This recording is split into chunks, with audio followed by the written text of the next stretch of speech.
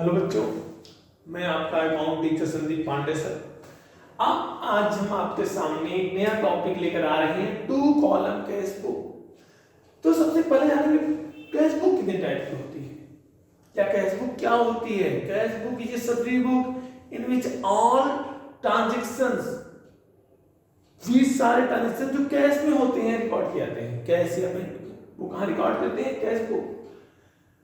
अब आता है कैश बुक के टाइप। कैश बुक 2 टाइप होता है, single and double. Single column में ओनली कैश कॉलम बनता है, बट डबल कॉलम में कैश और बैंक दोनों बनाते हैं।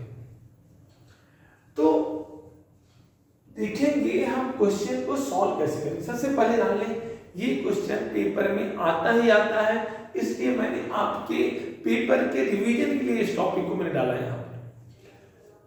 तो हम सबसे पहले देखेंगे कि हम क्वेश्चन सॉल्व कैसे करते हैं। तो क्वेश्चन में 2 चीजें होती हैं, या तो आपको एक ओपनिंग बैलेंस गिवन होगा, जैसे इस क्वेश्चन में ओपनिंग बैलेंस क्या है, कैश इन हैंड और कैश एट बैंक। तो अगर बैलेंस है तो कैसे करेंगे, अगर बैलेंस नहीं दिया होता तो क्या लिखा होता है, ऐसे लिखा होता है, started business with cash, with cash या चेक जो भी बोला जाए। अगर बिजनेस कैश से स्टार्ट करें मतलब आपका बिजनेस नया नया है, you have not any opening balance, तो आप क्या एंट्री करते हैं। आप बिजनेस नया स्टार्ट कर रहे हैं तो क्या एंट्री होती है, cash account debit to capital account. आप क्या एंट्री पास करते हैं, cash account debit to capital account. Cash debit हो रहा है, डेबिट साइड में क्या लिखते हैं हम, टू कैपिटल अकाउंट। अगर आप जनरल से नहीं करना चाहते हैं तो आप देखिए, अगर आप बिजनेस स्टार्ट कर रहे हो तो आप दुकान में क्या ला रहे हो, कैश। तो कैश बढ़ेगा कम होगा, कैश बढ़ रहा है, किस साइड लिखेंगे, डेबिट साइड। तो मैंने क्या बोला, कैश बढ़ रहा है, मतलब जब भी एसेट बढ़ेगा, कैश या बैंक बढ़ेगा, किस साइड लिखेंगे हम, डेबिट साइड, जिसको हम क्या बोलते हैं, रिसीट साइड भी बोलते हैं। और क्रेडिट साइड क्या होती है, पेमेंट साइड।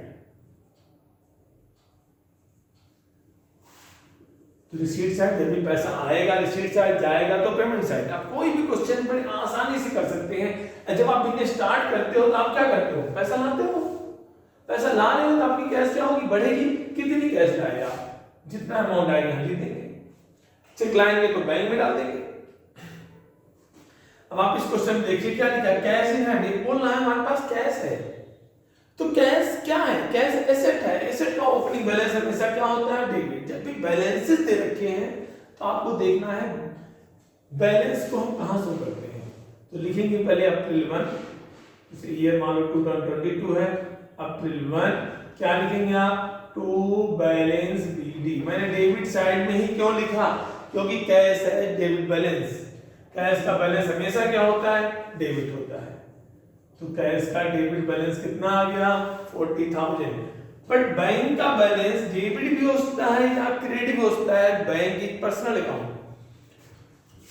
तो बैंक का बैलेंस डेबिट भी हो सकता है और क्रेडिट भी हो सकता है, लेकिन नहीं बता रखा है तो बैंक का बैलेंस क्या होगा, डेबिट ही होगा। नहीं बता रखा है तो डेबिट। तो किस साइड लिखेंगे, डेबिट साइड लिखेंगे, कितना अमाउंट, 30,000। बट अगर मैं यहाँ पे एक पॉइंट लिख दूं, कैश एट बैंक 30,000 क्रेडिट, तो इसको इस साइड में लिखना है। तो किस साइड में लिखना होता है, इस साइड में। कैसे लिखते हैं, बाय बैलेंस बीडी। और लिखेंगे क्या, बीडी, क्योंकि ओपनिंग बैलेंस को बीडी लिखते हैं, बी फॉर बिगनिंग। वैसे बी फॉर ब्रॉट डाउन होता है बीडी, लेकिन हम बी फॉर बिगनिंग मान के चलेंगे यहां पर। नेक्स्ट पॉइंट आता है हमारे पास। तो आपने पहला पॉइंट क्या सीखा, कैश का balance always debit, debit side में ही आएगा। बैंक बैलेंस डेबिट भी आता है, क्रेडिट भी आता है। तो क्रेडिट में कब आएगा, जब क्वेश्चन में बोला हो, मेंशन हो कि क्रेडिट बैलेंस है या ओवरड्राफ्ट बोला है। ओवरड्राफ्ट मतलब भी क्या होता है, क्रेडिट बैलेंस। अब नेक्स्ट पॉइंट आता है परचेज गुड्स फॉर कैश। जब आप गुड्स खरीद रहे हो कैश में, तो आप बताओ पैसा आएगा कि जा रहा है। गुड्स खरीदोगे, गुड्स आएंगे, लेकिन कैश क्या होगा, जाएगा। हमें बस कैश से मतलब या बैंक से मतलब है। जब आप गुड्स खरीद रहे हैं, कैश जा रहा है, किस साइड लिखेंगे हम, पेमेंट साइड में। 2022 अप्रैल 6। तो कैश क्यों कम हो रहा है, बाय परचेजिंग गुड्स। गुड्स खरीदने को क्या बोलते हैं, परचेजेज। गुड्स के लिए कौन सा डिज होता है, purchases. Amount 12,000। Very next thing, purchase goods from Suresh. अगर आप सुरेश से गुड्स खरीद रहे हो, क्या आपने कोई कैश पेमेंट किया? नहीं। आपने गुड्स कैसे खरीदा? क्रेडिट पर खरीदा। तो credit transactions are not recorded in cash book. Credit transactions को हम कैश बुक में रिकॉर्ड नहीं करते। अगर आप इसकी जनरल एंट्री पास करो तो क्या एंट्री होती है? Purchases account debit to Suresh. क्योंकि ये क्रेडिट ट्रांजैक्शन है, क्रेडिट ट्रांजैक्शन को हम कैश बुक में रिकॉर्ड नहीं करते हैं, ये ट्रांजैक्शन यहां पर नहीं आएगा। नेक्स्ट पॉइंट है सोल्ड गुड्स 30,000। इसमें से आपको 10,000 किस में मिला? कैश में। 5,000 किससे मिला? चेक से। और बैलेंस बाद में मिलना है, जो बाद में मिलना है उसकी कोई एंट्री नहीं करेंगे, क्योंकि ये अमाउंट कब रिसीव होना है? 2 महीने बाद। मतलब आप उधार बेच रहे हैं, तो अगर आप देखो गुड बेचने को क्या बोलते हैं? सेल्स। और पैसा आ रहा है, गुड बेचेंगे पैसा आएगा। आ रहा है किस साइड लिखेंगे? हम डेबिट साइड लिखेंगे। क्या लिखेंगे?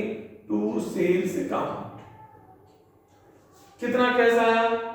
आपने कितना कैश रिसीव किया? 10,000 आपने कैश दिया, तो कैश कितना बढ़ा? 10,000। चेक कितना बना? चेक से आ रहा तो पैसा कहां जाएगा? चेक बैंक में हमारा। क्या बढ़ेगा? बैंक। बैंक कितना बढ़ा? 5,000। बाकी आप क्रेडिट पे बेच रहे हो तो आपको मालूम है credit transactions are not recorded in cash book. तो very next point, deposited into bank. पैसा कहां जमा कर रहे हो? बैंक में। अगर बैंक में जमा करेंगे तो बैंक तो बढ़ेगा, बट कैश क्या होगा? कम हो जाएगा। तो बैंक को बढ़ाओ। बैंक को बढ़ाना है किस साइड लिखेंगे आप? डेबिट साइड में। डेबिट साइड में कितना लिखेंगे? 6,000। और कैश क्या हो रहा है? कम हो रहा है, तो किस साइड लिखेंगे? क्रेडिट साइड में। बढ़ाने के लिए मैंने कहा रिसीट साइड ये है, कम वाला साइड ये है। तो अब देखो हम लिखेंगे क्या? लेट 8 लिखेंगे। ये दोनों साइड में आ रहा है, जो एंट्री दोनों साइड में आती है उसे क्या बोलते हैं? Contra entry. तो कॉन्ट्रा एंट्री क्या है? The entry which affect both side of cash book is called Contra entry. तो कॉन्ट्रा एंट्री का सिंगल कॉलम में आती है? नहीं।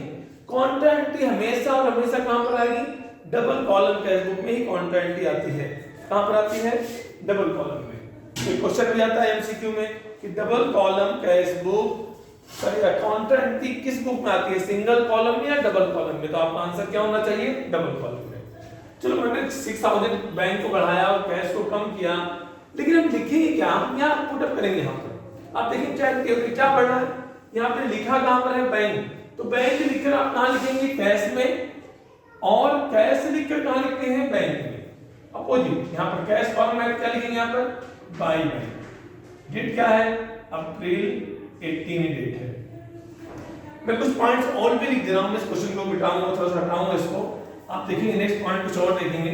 जैसे लिखा है पेड अप्रैल 20, पेड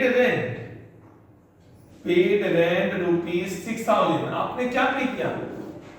या 5,000 आपने रेंट पे किया।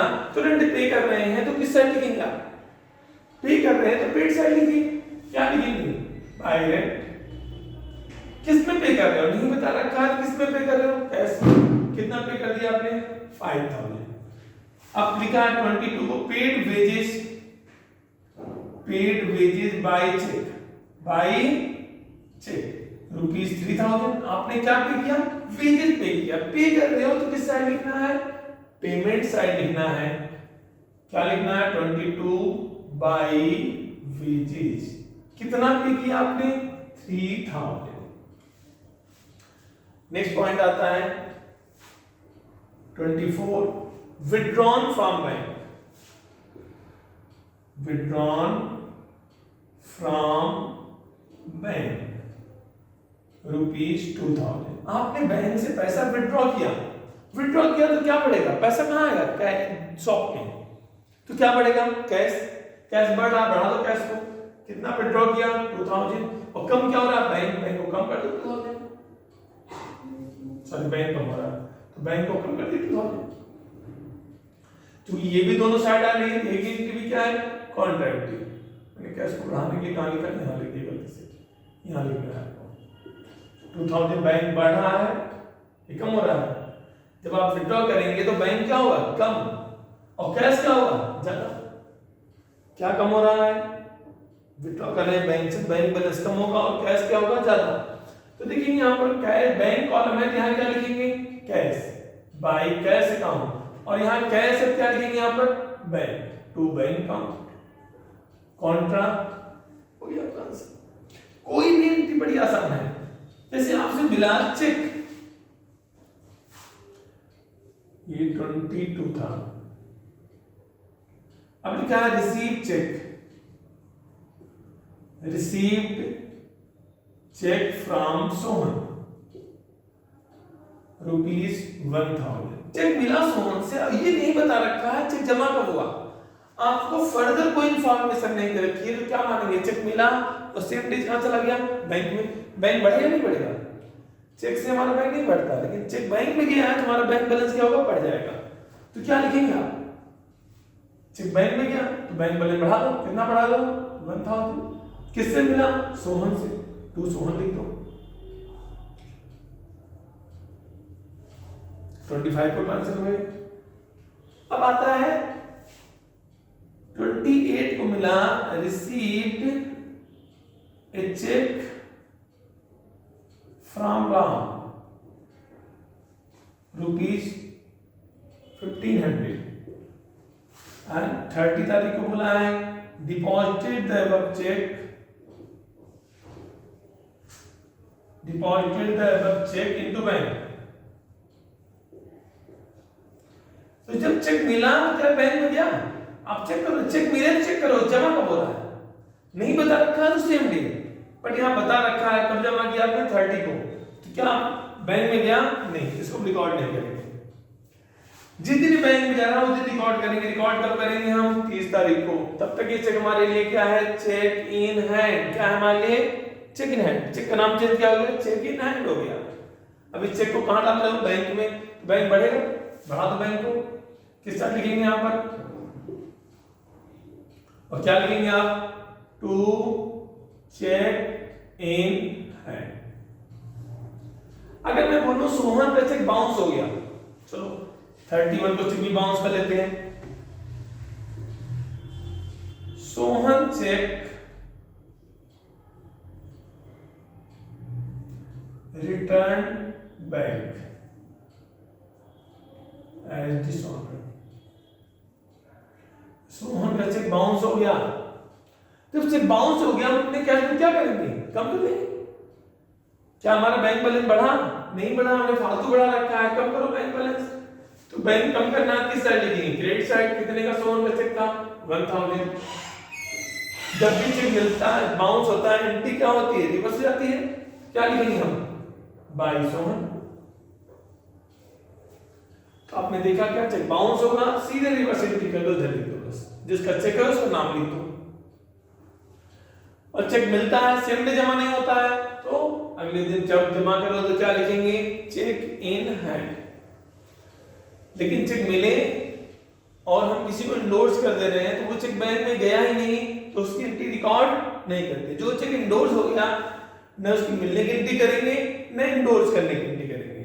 जैसे चेक सोहन से मिला और इस चेक को मोहन को दे दिया तो उसको कोई एंट्री नहीं करेंगे। अब हम देखेंगे बैलेंसिंग कैसे करते हैं, ये देखते हैं।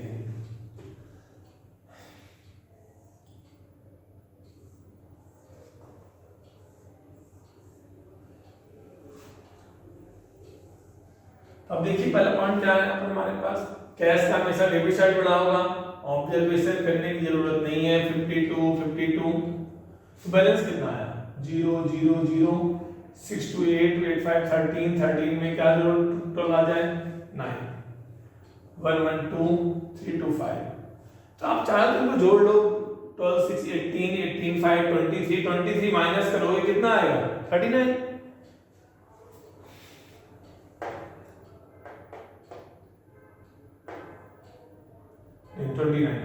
क्या लिखेंगे आप, बाई बैलेंस सीडी। बैलेंस कब निकलता है, महीने के लास्ट में, अप्रैल 30। अब देखेंगे आप ये साइड बढ़ा, ये साइड, कोई भी साइड बढ़ा सकता है, बट बैंक में देखिए आप यही साइड बढ़ा है इस क्वेश्चन में। कितना लिखेंगे, 0 0 5 1 1 2 8 8 5 13 4 43 500 43 500 माइनस करेंगे 6000 माइनस कर दो, कितना बचेगा 37 500।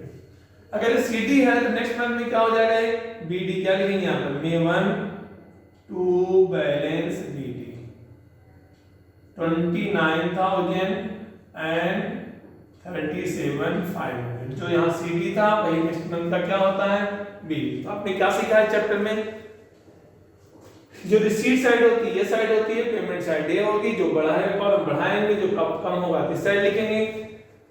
जैसे मैं गुड्स बेचा पैसा मिला तो यहाँ लिखा, रेंट पे किया यहाँ लिखा, चेक मिलता है तो ज्यादा डाउट होता है, चेक मिल रहा है सेम डे जमा हो गया तो नाम लिखो, अगर अगले दिन जमा हो रहा है बाद में जमा हो रहा है चेक इन हैंड लिखो। चेक बाउंस हो रहा है तो आप इधर लिखेंगे बैंक कॉलम में, जो बाउंस हो कर रहा है उसका नाम लिखेंगे। बट वो चेक जो इंडोर्स रहा उसकी कोई एंट्री नहीं होती। इसी तरह अगर पैसा बैंक में जमा करेंगे तो बैंक बढ़ रहा है, बैंक कॉलम बढ़ाइए, मैंने कहीं जमा किया होगा, ये था बैंक में जमा किया तो बैंक कॉलम बढ़ा था, बढ़ाने के लिए ऐसा लिखते हैं। और कैश हमारा कम हो रहा था तो यहाँ देखो 2 महीने क्या काउंटर एंट्री है। तो अगर हम आगे की क्लासों में और भी क्वेश्चन लेंगे आपके साथ, और भी ये टॉपिक को इजी करने की कोशिश करेंगे। आपने अगर हमारा चैनल सब्सक्राइब नहीं कर रखा है जरूर सब्सक्राइब करिए, हम आगे आपको और अच्छे से अच्छा कंटेंट प्रोवाइड करते रहेंगे।